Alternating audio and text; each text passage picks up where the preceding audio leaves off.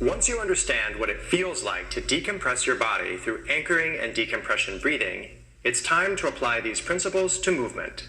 One of the most essential, though often ignored natural human movements is hinging at the hips. As the central joint of your body, your hips are your center of gravity and the primary fulcrum of your movement. Thus, hinging is the most basic function foundation training develops.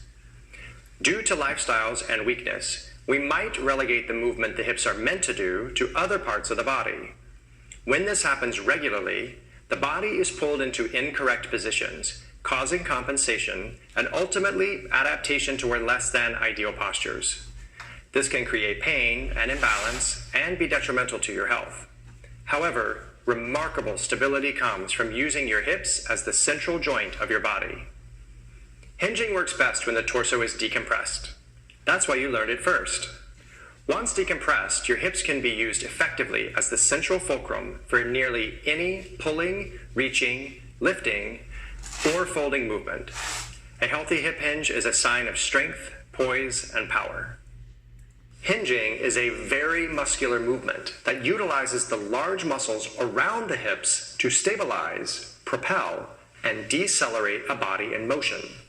Strengthening these muscles through hinging helps create a stronger, more powerful, more resilient body.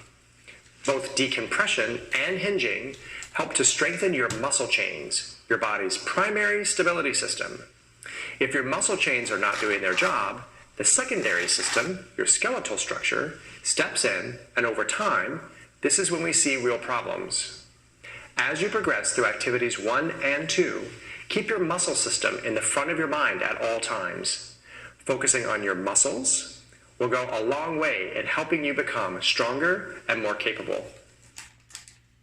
Each time you hinge, whether standing on one leg or two, you will be lengthening the backside of your body under tension, pulling your hips back behind your heels, keeping your knees unlocked and your spine stable and decompressed.